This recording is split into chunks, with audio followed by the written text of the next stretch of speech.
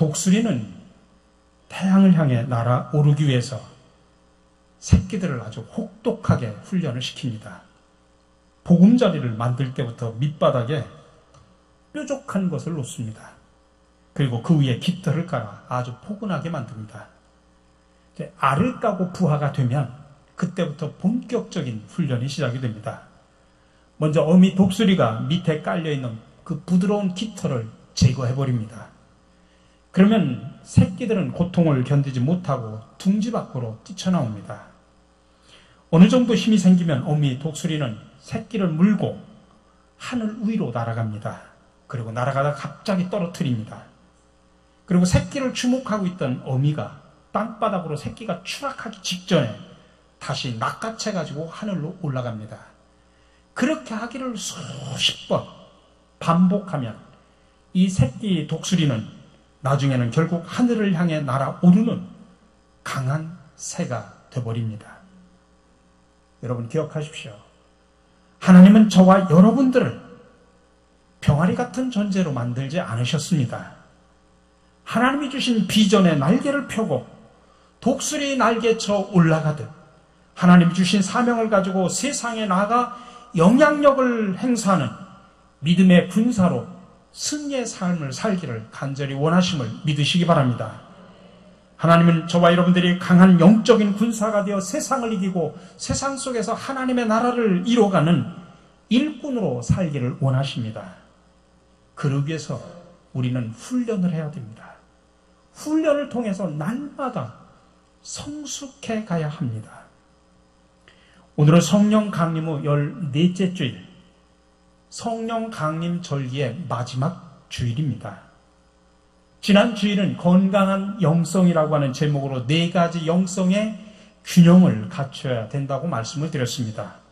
경험적 차원의 영성, 지성적 차원의 영성, 또 사회적 차원의 영성, 제도적 차원의 영성. 그 4가지 영성 가운데 내가 부족한 영성이 무엇인가 스스로 발견하고 채워가서 균형 잡힌 영성을 통해 건강한 신앙인이 되자고 말씀을 드렸습니다. 이렇게 지난주에는 영성에 대한 큰 뼈대를 말씀을 드렸다고 하면 오늘은 좀 더 구체적으로 들어가서 우리가 영성 훈련을 통해 어떻게 성숙한 그리스도인이 될 것인가 함께 배우고 나누며 은혜를 갖고자 합니다. 그러니 첫 번째로 여러분 영성 훈련을 하십시오. 오늘 7절의 말씀입니다. 경건에 이르도록 내 자신을 연단하라. 원래 영성이라고 하는 것은 쉽게 말하면 누구누구의 정신으로 살아간다라고 하는 의미가 담겨져 있습니다. 그러니 기독교의 영성이라고 한다고 하면 예수님처럼 생각하고 예수님처럼 느끼고 예수님처럼 말하고 예수님처럼 살아가는 것, 그게 바로 영성이다 말할 수 있습니다. 그래서 우리의 신앙과 인격과 삶이 예수님을 닮아서 더 성숙해 가는 것, 그게 바로 기독교의 영성입니다. 그러니 이 영성은 우리 신앙인의 최고의 목표가 되어야 합니다.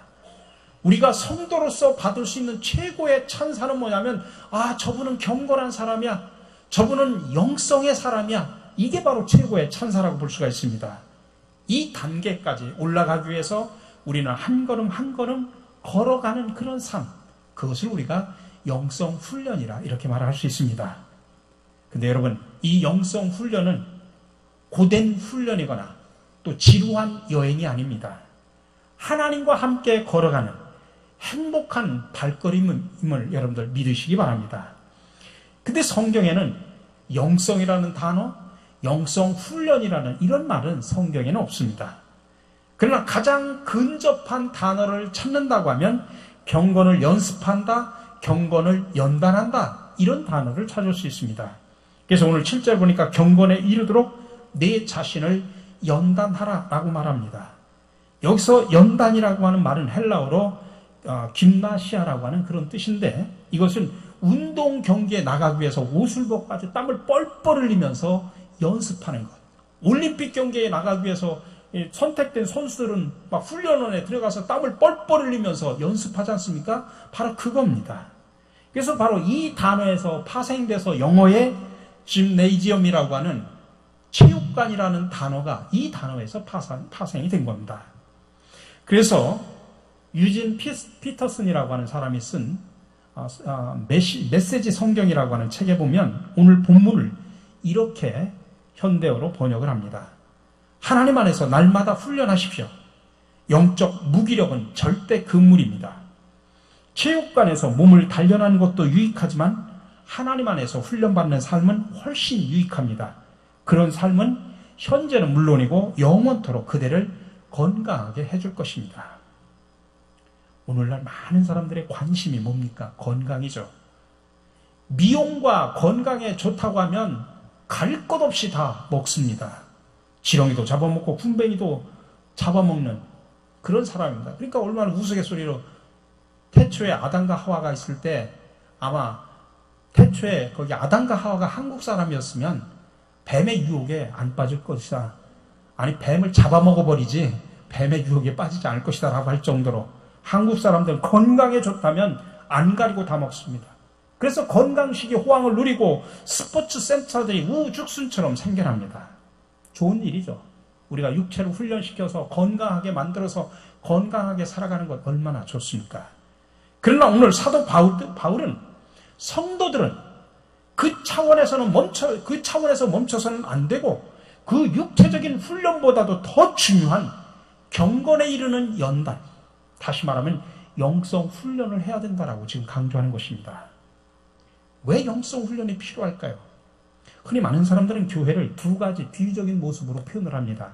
하나는 병원 같은 교회가 있고 하나는 훈련소 같은 교회가 있다고 하는 것입니다. 자, 병원과 같은 교회, 훈련소와 같은 교회. 우리 교회는 그럼 이 두 가지 비유적인 모습 속에서 어느 부류에 속하는지 한번 판단을 해보십시오. 물론 교회는 환자들이 모인 공동체입니다. 죄인들이 모인 공동체입니다.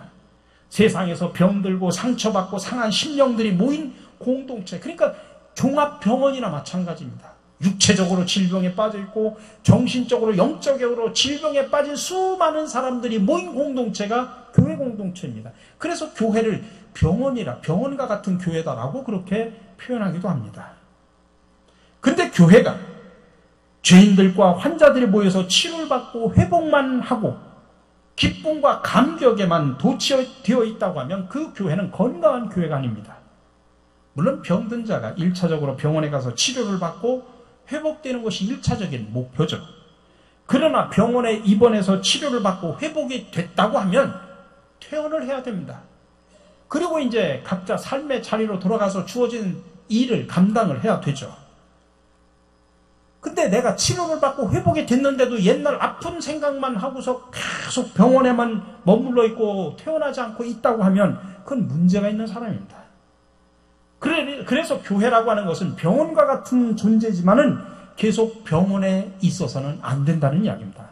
의사가 당신의 병은 치유됐습니다라고 선언하면 환자는 퇴원해야 되는 겁니다. 삶의 자리로 돌아가야 되는 겁니다. 그러니 그리스도인의 목표는 치유받고 회복돼서 병원에 머무는 것이 아닙니다. 우리가 말씀으로 양육받고 훈련을 받아서 예수 그리스도의 좋은 일꾼이 되는 것입니다. 그래서 세상에 나가서 믿음으로 이길 수 있는 강한 군사가 되어야 하는 것입니다. 그러기 위해서 훈련을 받아야 되는 겁니다. 그래서 교회는 훈련소가 되어야 되는 것입니다. 말씀으로 기도로 훈련받아서 강한 군사가 되어서 세상에 나가서 승리하는 삶을 사는 것, 이게 바로 훈련소 같은 교회입니다. 그러니까 동시에 병원과 같은 교회지만 병원으로만 머물러서는 안 되고 훈련소가 되어서 세상으로 훈련받은 군인들을 내보내서 세상 속에서 승리하는 삶을 살도록 하는 교회가 되어야 된다고 하는 것입니다. 자, 그렇다면 구체적인 훈련의 내용이 뭐냐?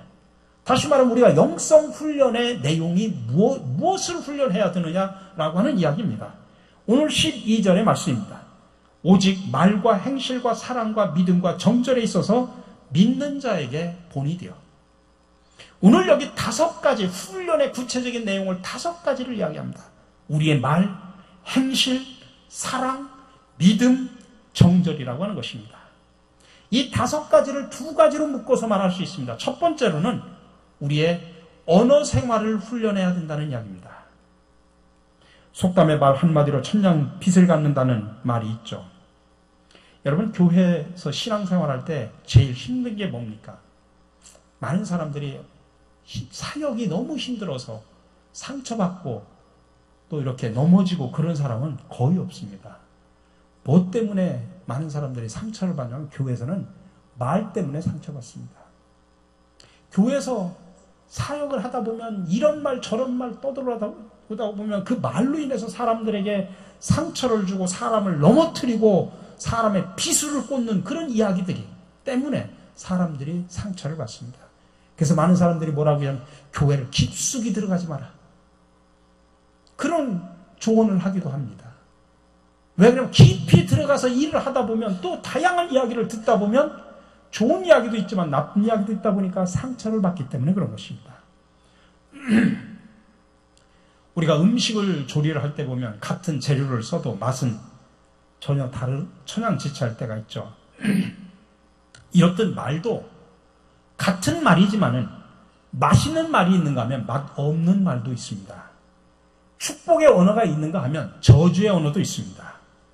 그러나 우리 그리스도인들은 감사합니다, 고맙습니다, 축복합니다, 주님의 사랑을 받으십시오 라고 하는 축복의 언어를 써야 된다는 이야기입니다. 여러분, 언어는 인간만이 가지고 있는 하나님의 선물이고 특권입니다. 언어는 인간의 삶을 기름지고 풍성하게 만드는 축복의 도구입니다. 그러므로 우리는 말할 때마다 그런 것을 생각하면서 세 가지를 명심을 해야 됩니다. 첫 번째로는 사람의 마음은 상대적이라고 하는 것입니다. 상대방이 내게 대하는 태도에 따라 내 마음도 상대적으로 반응합니다. 상대가 나한테 좋은 말을 하면 기분이 좋고 싫은 말 하면 나도 기분이 싫은 겁니다.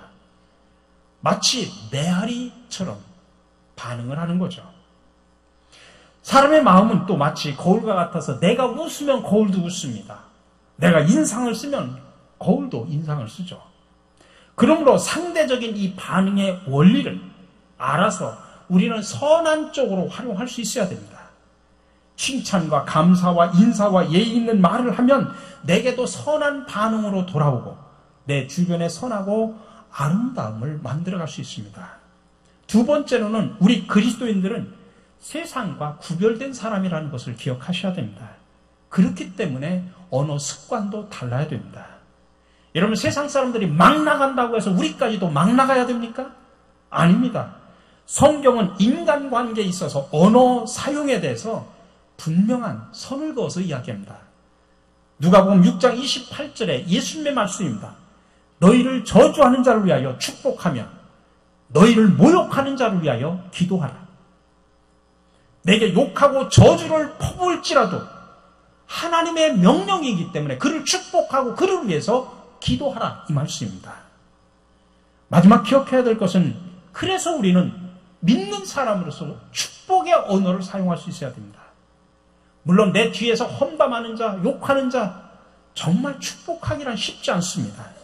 그러나 하나님의 명령에게 우리는 순종하는 것입니다. 창세기 12장 3절에 보니까 하나님께서 아브라함에게 주신 말씀입니다. 너를 축복하는 자에게는 내가 복을 내리고 너를 저주하는 자에게는 내가 저주한다고 말씀하셨습니다. 여러분, 우리 말에는 권세가 있습니다. 그래서 일반 사람들도 말이 씨가 된다고 이야기하지 않습니까? 그러니까 우리 말 속에는 권세가 있기 때문에 믿음으로써 저주는 묶어버리고 축복은 풀어야 됩니다. 축복의 언어가 내 입에 붙어 있으면 여러분, 그 사람에게도 복이지만 나에게도 복이 임함을 믿으시기 바랍니다. 그러므로 영성 훈련의 첫 번째는 언어를 축복의 언어로 바꾸는 훈련을 하셔야 됩니다. 여러분, 한번 훈련해 봅시다. 옆 사람과 앞뒤 사람하고 인사합시다. 사랑합니다. 감사합니다. 축복합니다.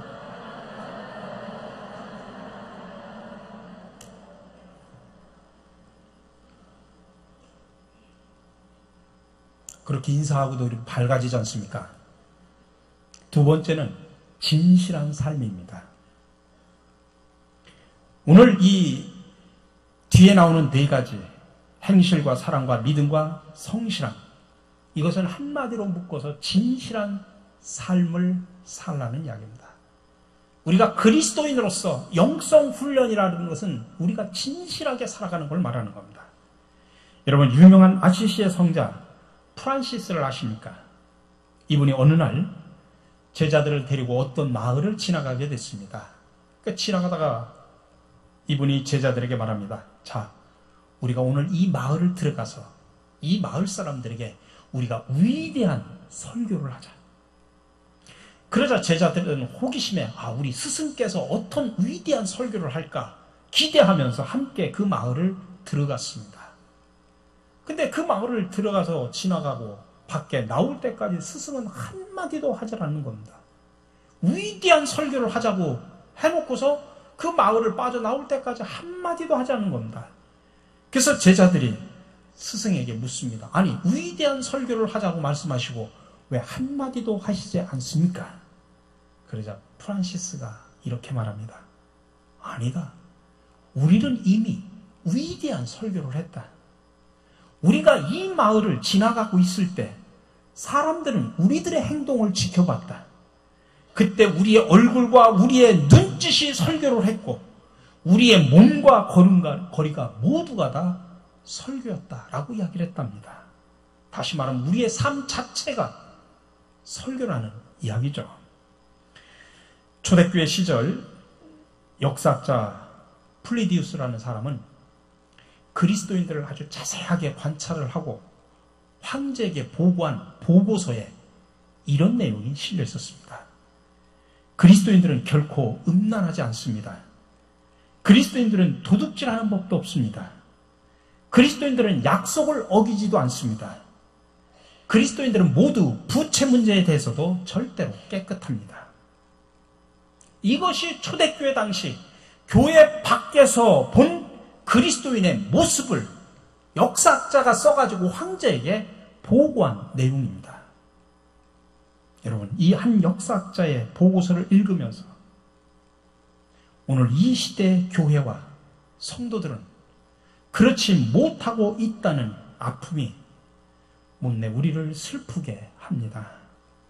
그러니 여러분, 차원 높은 영성, 차원 높은 윤리가 더욱더 그리운 시대에 지금 우리는 살아가고 있습니다. 그래서 풍성한 영성 훈련이 더욱 목마르게 그리워지는 것입니다. 마지막으로 우리는 성숙해가는 그런 모습을 우리는 드러낼 수 있어야 됩니다. 오늘 15절의 말씀에 보니까 이 모든 일에 전심전력하여 너의 성숙함을 모든 사람에게 나타나게 하라. 여러분, 우리가 영성 훈련을 통하여 내 자신이 성숙해 가지 않는다고 하면 여러분, 처음 됐지만 나중 될 수도 있다는 사실을 기억하시기 바랍니다. 머리가 되었지만 여러분, 꼬리가 될 수 있다는 사실을 기억하시기 바랍니다. 그러므로 성숙한 일에 여러분 우선순위를 두시기 바랍니다. 하나님 나라에 여러분 집중하시기 바랍니다. 하나님께서 디자인하신 내 삶의 목적을 그럴 때 우리는 멋있게 감당할 수 있게 됩니다. 저는 여러분들에게 성숙한 영성을 위해서 다 몇 가지를 꼭 기억하라고 말씀을 드립니다. 첫 번째로 영성 훈련의 목표는 예수님의 성품을 닮아가는 겁니다. 우리가 왜 신앙생활합니까? 오늘 여러분들 왜 이 자리에 나오셨습니까? 다른 게 아닙니다. 제가 가만히 보면 참 보면은 교회는 두 종류의 사람들이 있어요. 하나는 교인입니다. 교인. 여기에도 교인이 얼마나 있는지 모르겠습니다. 교인은 교회만 왔다 갔다 하는 사람입니다. 교회만 왔다 갔다 하는 사람이 교인입니다. 진정으로 그리스도인이 있습니다. 예수 그리스도의 성품을 닮아가려고 노력하고 영성훈련을 통해서 끊임없이 닮아가려고 하는 사람이 바로 그리스도인입니다. 자, 그렇다면 여러분은 교인입니까? 그리스도인입니까? 부디 바라기는 모두가 그리스도인으로 바뀌기를 간절히 바랍니다. 저는 어제도 밤늦게까지 지금 문제가 있는 그 교회에 가서 양쪽 당사자들을 만나고 정말 긴 시간 그들하고 이야기를 했습니다. 제가 그분들에게 정말 진솔하게 이런 이야기를 부탁을 드렸습니다. 자, 우리는 예수 믿는 사람들입니다. 자, 이 갈등과 이 문제 앞에서 모두가 마음이 아프고 힘들고 어렵지만 우리는 예수 믿는 사람들이니까 세상적인 방법이 아니라 예수 믿는 사람답게 예수 믿는 사람답게 우리가 한번 생각을 해보고 그렇게 한번 실천해보면 안 되겠습니까? 하면서 간곡하게 양쪽에 이야기를 했습니다. 결국 몇 시간 동안 이야기하고 제가 차를 몰고 돌아오면서 제 마음속에 얼마나 자존감을 느꼈냐면은, 교회 안에, 요즘에 많은 한국 교회 안에 예수가 없는 교회가 너무나 많구나. 많은 교인들이 있지만 예수가 없는 교인들이 너무나 많구나라는 걸 제가 뼈저리게 느끼고 왔습니다.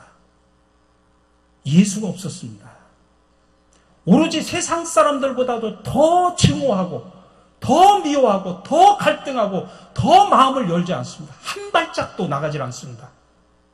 저는 그 모습을 바라보고 되돌아오면서 제 마음도 그렇게 아픈데 하나님의 마음은 얼마나 아플까?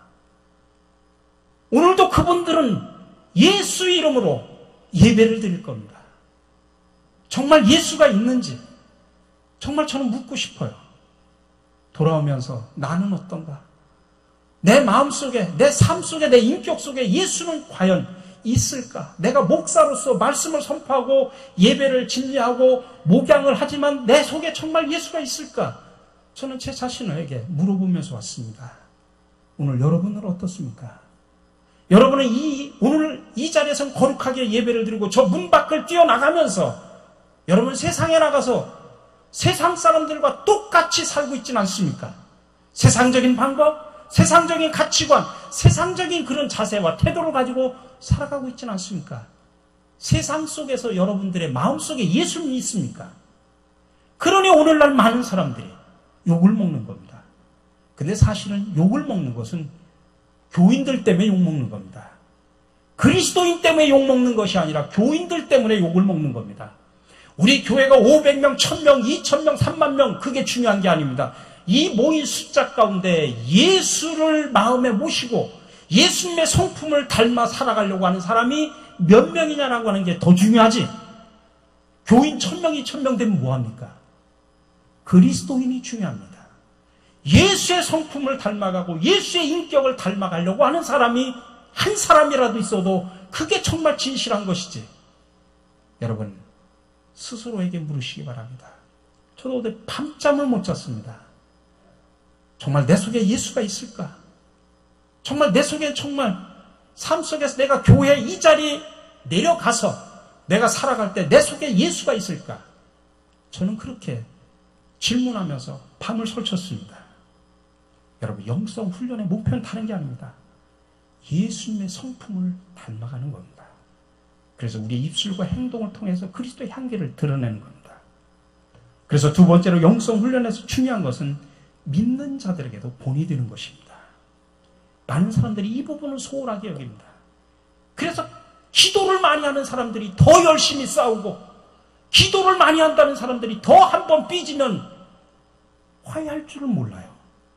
기도한다는 사람들이 말과 행동이 달라요. 세 번째로는 그렇기 때문에 우리는 영성 훈련을 해서 가장 기초가 되는 성경을 읽는 일과 또 하는 일에 전념해야 됩니다.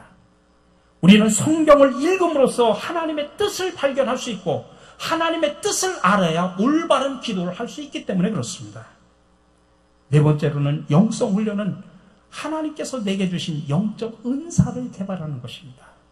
그래서 영성 훈련이 잘 된 사람들은 하나님께서 주신 은사에 따라서 교회를 위해서 헌신하고 바로 공동체를 바르게 세워나갑니다. 그래서 하나님께 영광 돌리고 많은 사람들에게 유익을 주는 겁니다. 마지막으로 기억해야 될 것은 영성 훈련에는 졸업이 없다는 사실을 기억하시기 바랍니다. 세상의 모든 일은 과정이 있고 과정을 마치면 수료증을 줍니다. 그러나 영성 훈련에는 수료증이 없습니다. 물론 제자훈련, 양육훈련, 성경 공부하고 그럼 교회에서 수료증을 줍니다만 그 수료증이 이 사람은 영성훈련을 다 마쳤으므로 더 이상 훈련할 필요가 없습니다. 그런 의미가 아니죠. 영성훈련은 우리 생명 다할 때까지 계속하는 것입니다. 그래서 오늘 말씀 16절에서 내가 내 자신과 가르침을 살펴 이 일을 계속하라고 말하는 것입니다. 중국 선교의 선구자인 허드슨 테일러는 25살 젊은 나이에 중국 땅을 밟아 평생 동안 중국 선교에 헌신을 했습니다. 그런 사람들로부터 당신 어떻게 일생을 그렇게 선교사로 보낼 수 있었습니까? 그러면서도 행복할 수 있었던 비결이 뭡니까? 그렇게 질문을 받을 때마다 그는 이렇게 대답을 했다고 합니다. 나의 헌신과 행복의 비결은 하루를 어떻게 시작하느냐에 달려 있습니다. 연주자는 음악회가 시작되기 전에 악기를 조율합니다. 음악회가 끝난 뒤에 조율한다면 어리석은 일이죠.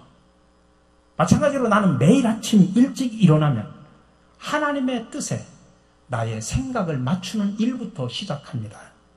그러면 하루가 또 일생이 보람되고 행복해지게 마련입니다. 다시 말하면 허드슨 테일러는 매일매일 영성 훈련을 했다 이 말씀입니다. 우리가 잘 아는 스티븐 코비가 쓴 성공하는 사람들의 7가지 습관이 있습니다. 성공하는 사람들의 연구해 보니까 7가지 특징이 있더라 하면서 우리에게 보여준 책이죠. 거기에 마지막으로 뭐라고 이야기를 합니까? 톱날을 날카롭게 하라는 이야기입니다. 그렇습니다. 영성훈련은 다른 게 아닙니다. 톱날을 날카롭게 하는 겁니다. 여러분, 무딘 톱을 가지고도 나무를 썰 수는 있습니다. 그러나 나무 썰기가 얼마나 힘이 듭니까? 몇 배나 힘이 들 겁니다. 그러나 톱날을 날카롭게 갈아보십시오. 나무를 쉽게 자를 수가 있습니다. 나무 자르는 일이 오히려 재밌습니다. 근데 요즘에 많은 사람들이 바쁩니다. 시간이 없습니다. 분주합니다. 무딘 톱을 가지고 계속 살아갑니다. 여러분, 그 무딘 톱으로 여러분의 인생 마무리하시겠습니까? 영성 훈련은 다른 게 아닙니다. 여러분의 톱날을 가는 것입니다. 그래서 허드슨 테일러처럼 하나님의 뜻에 여러분의 인생을 맞추고 남은 인생 정말 보람되고 행복하게 살아가는 그런 멋있는 성도가 되어야 하는 것입니다. 저는 마지막으로 유진 피터슨이 쓴 메시지 성경으로 오늘 본문 말씀을 현대어로 바꾼 그 말씀을 읽어드리고 말씀을 마치려고 합니다. 지금까지 그대는 믿음의 메시지로 양육받았고 건전한 가르침을 따랐습니다. 이제 그대는 그곳에서 예수를 따르는 이들에게도 이 가르침을 전해주시오. 그러면 그대는 예수의 귀한 종이 될 것입니다. 신앙을 가장한 어리석은 이야기를 멀리하십시오. 하나님 안에서 날마다 훈련하십시오. 영적 무기력은 절대 금물입니다. 체육관에서 몸을 단련하는 것도 유익하지만 하나님 안에서 훈련받는 삶은 훨씬 유익합니다. 그런 삶은 현재는 물론이고 영원토록 그대를 건강하게 해줄 것입니다. 이 말을 믿고 마음 깊이 새기십시오. 우리가 이 모험에 우리 자신의 전부를 내던진 것은 그 때문입니다. 우리는 모든 사람, 특히 모든 믿는 이들의 구주이신 살아계신 하나님을 의지하고 있는 것입니다. 입을 열어 말하십시오. 이 모든 것을 가르치십시오. 아무도 그대가 젊다는 것을 이유로 그대를 얕잡아 보지 못하게 하십시오. 그대의 삶으로 가르치십시오. 그대의 말과 행실과 사랑과 믿음과 성실함으로 모든 이들을 가르치십시오. 그대에게 맡겨진 성경을 읽는 일과 권면하는 일과 가르치는 일을 계속하십시오. 교회 지도자들이 그대에게 안수하고 기도하며 맡긴 사역, 그 특별한 은사에 먼지가 쌓이지 않도록 부지런히 사용하십시오. 이 일에 전념하고 집중하십시오. 그러면 성숙해가는 그대의 모습이 사람들 눈에 분명히 드러날 것입니다. 그대의 성품과 그대의 가르침을 잘 살피십시오. 한눈 팔지 마십시오. 끝까지 힘내십시오. 그러면 그대는 물론이고 그대의 말을 듣는 사람들도 구원을 경험하게 될 것입니다. 함께 기도하겠습니다. 사랑해 주님, 무딘 톱날을 가지고 세상에서 힘들게 살아가다가 지쳐 쓰러져 있는 저희들을 부르시어 새롭게 톱날을 갈 수 있는 지혜를 주심을 감사를 드립니다. 날마다 영성 훈련을 통해 주님을 닮아가게 하옵소서. 특별히 우리의 말과 행실과 사랑과 믿음과 성실함으로 모든 사람들의 본이 되게 하옵소서. 우리에게 진정한 영성의 본을 보여주신 예수 그리스도의 이름으로 기도드립니다. 아멘.